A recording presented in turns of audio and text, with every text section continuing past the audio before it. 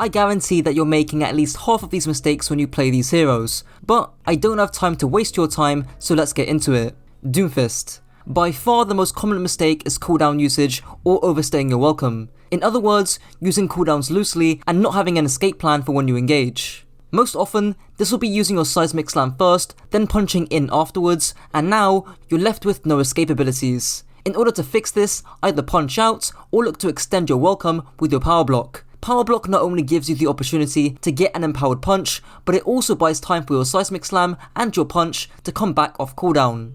Diva. For the higher level Diva players watching this, I'm sure you've heard this piece of advice hammered on forever, but it's marking angles. If you're constantly frontlining on Diva, then something is wrong. If their Ashe is landing big dynamites or their Ana is landing big antis, then 9 times out of 10, that's on you. You need to be on them eating that with your DM. And not just cooldowns, but damage of course as well. As a good rule to follow, make sure you're marking the most aggressive person on the enemy team. Junkerqueen. This mistake is pretty easy to fix, but it's commanding shout usage. I feel people use commanding shout similar to Zarya bubble, which in other words means using it to aggress for just general pressure, when in reality you really can't afford to be using a 14-second cooldown like that. Now, you can still be aggressive with shout for sure, but just make sure your team are behind you and you're already in close range. In other words, just take an angle with cover and save your shout to escape. Orisa. The most common mistake with her is actually a mechanical one, and that's hitting and landing your javelin. It's a bit of a cop-out, considering you haven't got as much damage as a Ramattra, Zarya, Reinhardt, or even Junkerqueen. You really need to be hitting your javelins up close. It's a free 100 damage if the target hits a wall, and it can really be make or break for the value you can get on the horse. Ramattra. Please, please, please, for the love of gods, stop punching tanks. Unless there isn't anything else to punch, or you're running it down against a squishy tank like a Sigma or a Zarya, there's just no reason to be pummeling an Orisa and Fortify dealing 20 damage per hit. It's a waste of your time, and it's deceiving because it feels like you're doing a lot, when in reality, you really need to be prioritizing squishy targets. Reinhardt. Honestly, the most common mistake with the German warlord is shatter usage. Reinhardts either don't shatter enough and they hold on to it for 5 years, awaiting for the big moment to shine, or they completely waste it. With shatter, just take the lowest hanging fruit you can get. Whether that's a Ramattra in Nemesis form or a Zarya without her bubbles, just take what you can get. Beggars can't be choosers. Roadhog. The most common mistake with Roadhog that I see is picking the hero. Thankfully, there's a very easy solution. Simply walk back to spawn and choose a different hero. Sigma. Maybe a bit of low hanging fruit here too, but I'd say shield usage. Either using shield too early, or using it when you don't need to, or leaving your shield hanging mid-air, meaning you can't regenerate it whilst moving. Sigma is one of the best heroes in the game for controlling angles from range, and your shield is a key part of that. Winston. Barrier or bubble usage is certainly up there as a very common mistake. Your bubble should really be used to extend how long you can engage for, and is generally what is used to dictate your cycles of aggression. In other words, be aggressive when you have bubble, and be passive when you don't. Don't overstay your welcome when bubbling, and be really careful about hard committing when you don't have primal or your bubble. Wrecking Ball. Now there's a lot of mistakes with Ball, but the most common one I'd say is actually adaptive shield usage. I know a lot of Ball players can grapple from main, and a lot of Ball players use pole driver whenever, but adaptive shields can make a big difference to your uptime. Not every engage or roll through requires you to pop shields, and funnily enough, because you already have shields built into your own health pool, you can afford to take a bit of damage when rolling through, since you can just roll away and passively heal that up.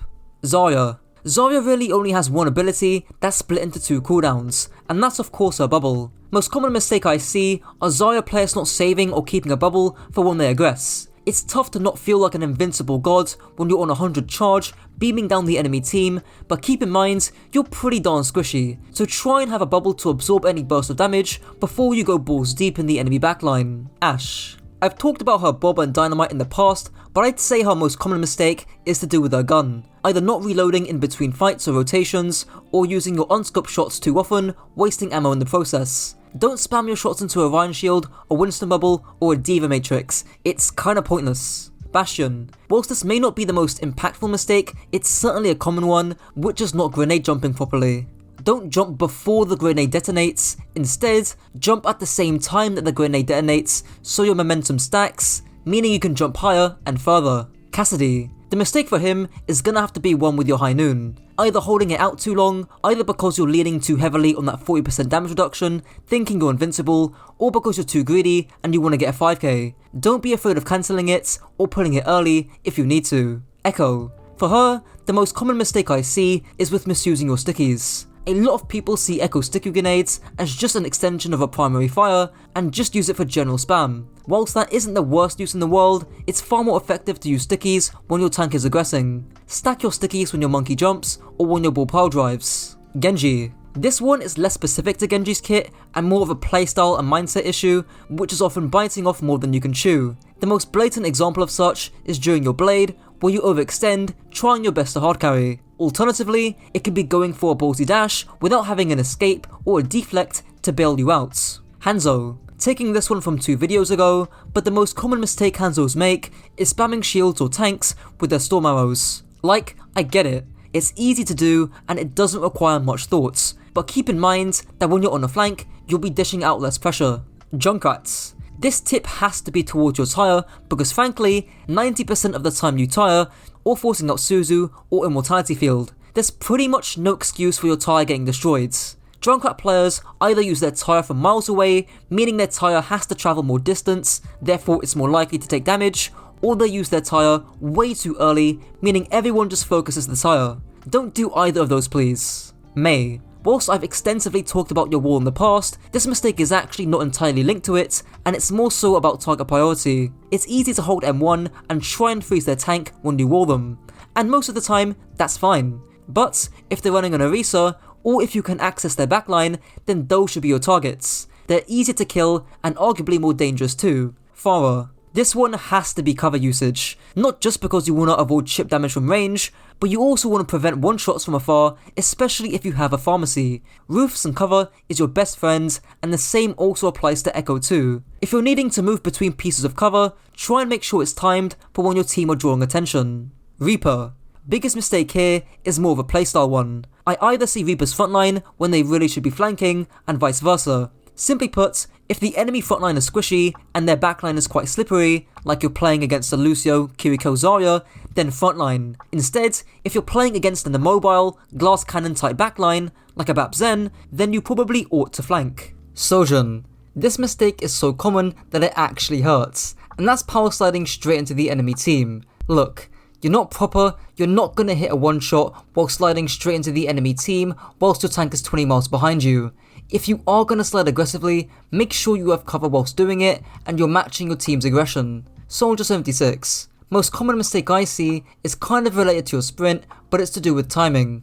Soldier is great at hard flanking and keeping his range thanks to his sprint, but when players realise this, they often hard flank too early and get forced out, either dying, giving up the position, or using biotic field too early. Look at your team before you decide to peek and pressure from your flank. Sombra. Your translocator is honestly a pretty overlooked aspect of your uptime. Obviously, whilst placing your translocator on health packs are safe bets, they can also be telegraphed and can put you out the fight for quite a bit. Try and balance safety and uptime with your translocator placements. Symmetra. The most common mistake I see with her has to be with timing, to be frank. More specifically, the timing of your TP. Much like Mei, Orisa, or other cyclical heroes, Symmetra receives a spike in value with her TP, either TP bombing a squishy, using TP to duel certain heroes, or to get to certain positions that you couldn't get to otherwise. Just make sure that whenever you teleport, you do it for when your team are actually doing something. Torbjörn. Whilst the hero is admittedly pretty easy,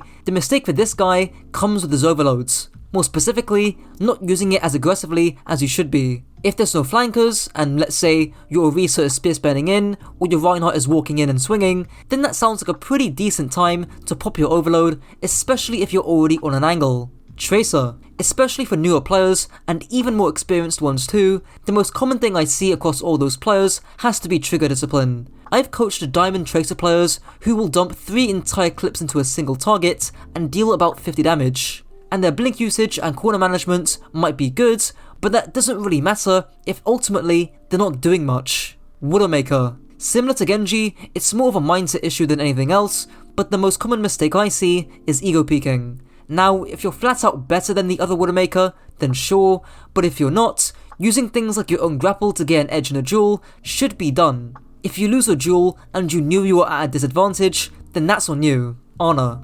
Now this mistake is for all the plat honor players out there, but this can also be pretty common in the higher ranks too, and that's not moving enough. Especially when you're playing against dive, you really can't afford to stand there and be static. The game is too fast for that now. You need to be moving up with your team to different pieces of cover. These places on Lijiang Night Market, for example, by the coast side, are good rotations or places to move. Baptiste. What I'm about to say has already been mentioned 2 videos ago, but please fix your regen burst usage. It's a 10-meter radius, not 30, so if your teammate desperately needs the burst of healing, make sure you pop it whilst you're close to them, and not 50 years away, because they're just not gonna get the healing. Brigitte. A super common misplay and misunderstanding with Brigitte is Inspire uptime and positioning. Despite Brig being a melee hero, you actually don't want to be getting up close all the time, at least during the beginning of fights. Generally, you're gonna be playing distance at the start, and then slowly starting to get closer and closer as the fight devolves, and that's mainly because attention is being split elsewhere, and there's fewer cooldowns to punish you.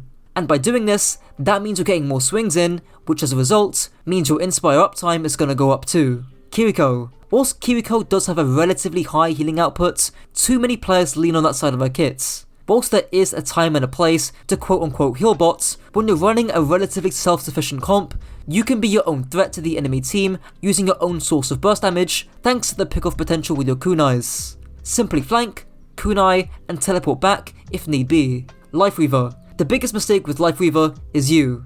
Yes, you, watching this right now. I don't know who you are, but if you're deadass picking this hero, then you are the mistake. I'm sorry to break it to you, but your parents never loved you, I'm sorry.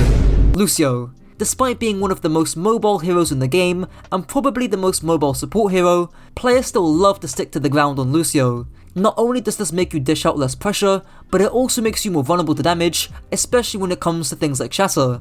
In short, try and pretend that the floor is lava. Mercy. Even with Mercies in higher ranks, I still see the mistake of going for risky resurrects. I guess the mistake is more so one of awareness than resurrect specifically. Being aware of what teammates need healing when, and which ones need damage boosting, and being aware of your surroundings before deciding to go for a res. Moira. Similar to things like Echo Stickies, a lot of Moira players just tend to toss out their damage orbs without too much intention, just for ult charge. Whilst it is less egregious with Moira, you still ought to time your orbs with your team's aggression, and most importantly, your own aggression too. You don't want to fail onto a target to duel them, and then realise your orb is 2 seconds off cooldown. Zenyatta. A common problem Zen players have is dueling or fending off flankers, especially Tracer players. And the biggest mistake here is actually awareness and being aware of those flankers in the first place. Now, positioning obviously matters a lot here, but if you can anticipate when you're going to get dove and get pressured, more often than not, you can get in 1 or 2 orbs which can easily force out something like a recall. Try and refrain from holding M1 and turning your brain off. And that's it for the video. Thanks to my tier 1 Patreons, Tyler Bishop and Remy Kane, and if you enjoyed, be sure to like, comment and subscribe. Until next time.